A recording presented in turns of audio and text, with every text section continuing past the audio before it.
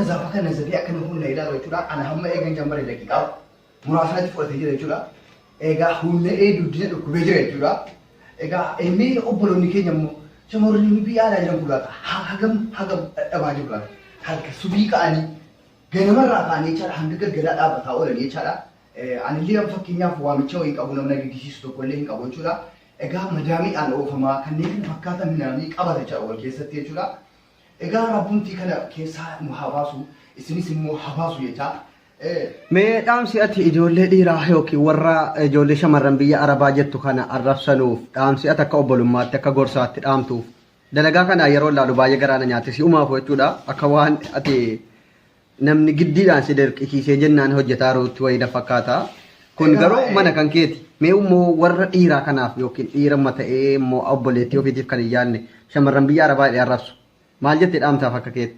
Yaa warroota dhiirotii warra kana jira warra kana waan hin taaneen shamarraa maqaa balleessuuf yaaltan jechuudha. Egaa isin ofii fuutuu akkana humnaatee jechuudha kan isin guyyaa guutuu ibidda keessa oolte jechuudha kan isin gargaaraa galfattu jechuudha. Wanta akkanaa nurraa hin eegamu jechuudha yaa ilmaan Oromoo. Shamarroota keenya obboleettii keenya hundi jira jechuudha. Jajjabeessuu maqamna jechuudha jajjabeessuu. Maa hojiiraa si dhaabeera mee hojii kan keetti fifiboo? Kamna malee waan taaneen jechuudha waan taaneen shamarroota keenya maqaa balleessuu nurraa eegamu jechuudha. Maaliif kun akkanatti qannaqamtee maatii ishee kan damaadilti akkanatti azabamtee bultii si ijaarrachuudhaaf jirti jechuudha. Hoolaa akkanatti buuftee jechuudha. Dugdi ishee jechuudha. Dubartii jechuun haadha keenya tokko haadha keenya jechuudha dubartii jechuun. Xiqqoo filaalinaa xiqqoo guddaa ilaalinaa haadhuma keenya jechuudha. Boris haadha ammaa haadha amiir kan taatu isheen jechuudha. Kanaafuu dubartiin musliimaa dubartiin Oromoo hundi kabaja qabdiin jedha. Dhaamsaa biraatiin waan dabarsuu barbaadu. Ayyee yaada bareedaa dhaamtee amma dalagaa kan keetti fufime dalagaan kun maal akkasi godhu ilaaluu barbaadaa? Dalagaa kana hin beektu naan jedhaa malee jechuudha. Egaa habuma deddeebiin nama yaaluu qaba jechuudha. Harka shamarraa eeguun qabu jechuudha. Dhiirri tokko kan zimma dheerana taa'e jechuudha. Haati manaa isaallee ijaazaa baatee jechuudha. Hojii sanarraa dhuftee kan galachiisu jira jechuudha. Kanaafuu wanta kanaa kun hin ta'u obboleettii keessa kan akkas gootu hin ta'u jechuudha. Dhiirris dubartis tokko ilmi namaa akka dalagattuuf harka lama nuu kennee jira. Akka nazafattu akka hojjettee bultu Rabbiin hunda sii qixxeessisii kennee jira jechuudha. Kanaafuu dubartiin waan dura hojjettu waan jechuun wanta kanaa kun hin ta'u jechuudha. Aadaa dubbataa faadha kuni. Kanaafuu qaamee hamma gara keessoo kana qopheessine hamma gara keessoo kan darbaa jechuudha.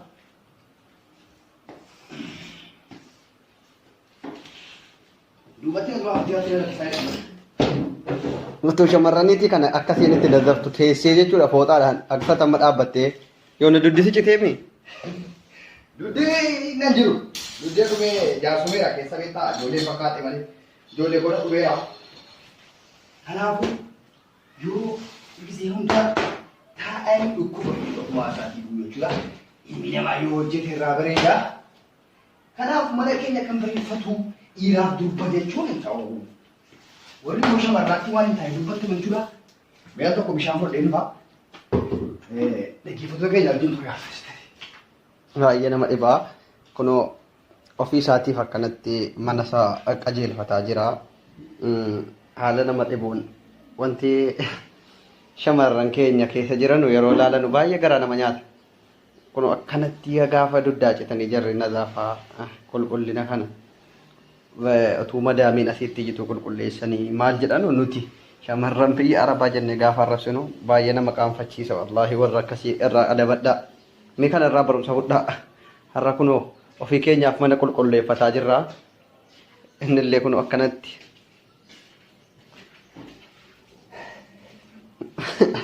Maal argantatii? Baay'ee namatti qabeetta nuti yeroo teenye ilaallu namatti horaasni qofa fakkaata jechuudha. Keessa immoo kan nama agarsiisu baay'ee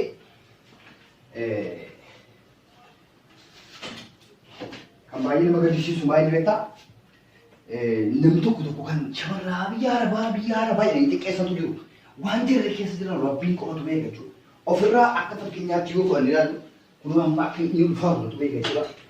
Saniyyummoo waamamaa oofamaa waan adda addaa kana godhamaati jiru. Arraasamaa. Taali raaqii taali jedhama. Waan akkana jira jechuudha. An garuu an danda'u araba kan jechuuti. Jarri danda'u jechuudha. Kanaaf dandeessuudha shamarraa jechuun dandeessuudha sabrii qabaattu sabriidha. Warri sun sabrii qabu jechuudha. Sabrii qabaataniif malee an arguu yaa. Ilaagaa dhaggeeffattoota kan keenya amma qulqulleeffamuu jira mana akkana baay'ee badee jiru booda garuu ala qulqulleeffamee ka'e maal akka fakkaatu isin daawwachiifna. Manni kun olaala mana kanatti badee jiru shamarran olaata waan akkamii godhaa oolti jettanii ilaaltu isinillee daawwattu of yaadattu shamarran keessaniifis obboleewwan keessaniifis ni yaaddu amma badee jira manni kun qulqulleeffamuu baay'ee barbaada waan ta'eef yeroo qulqulleeffamee ka'e immoo akka inni bareedu akka inni itti qulqulleeffames walumaan laallaa nu hordofa kaameraamaaniin Dr. Abdusee agartanii mana erga silaa qulqulleeffamaa jiru mana sila tola itti licuudhaaf nama sodaachisu ilaalame akka inni itti bareeffamee ka'e argitanii manni yoo hojjetan yoo maal godhan manni kam namni kamuu yoo hojjete yoo waa hojjeteyyuu waa argachuunis danda'ama.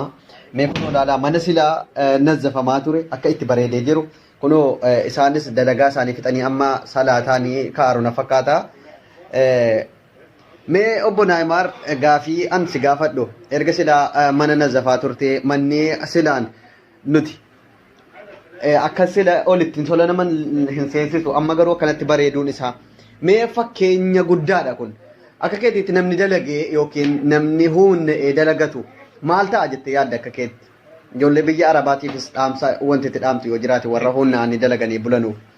Egaa ijoollee dhiirootii biyya arabaatiif gorsuun barbaada. Maaliif yeroo baay'ee mana hin bareeffatamu baay'een jira.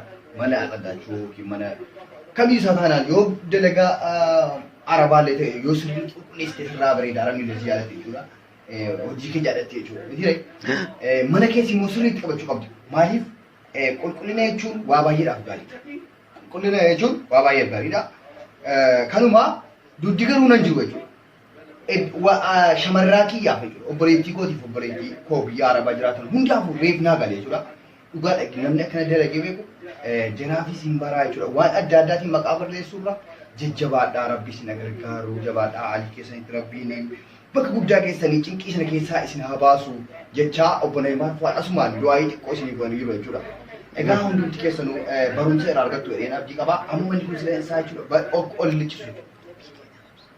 Kanaafuu ol lichisu jechuudha manni kuni. Kanaafuu waan adda addaa barumsa adda addaa nurraa argachuuf YouTube Naayimaar fa'aa subscribe gochuudhaan kunoo fakkeenya adda addaa irraa Sichi waan akka barumsa adda addaa eegaluuf na fakkaata. Wanti akkaataa nyaanni itti qopheeffatamu mana keessa akkamitti jedhus kan itti fufaa baay'ee galatoome Naayimaar fa'aa keenya.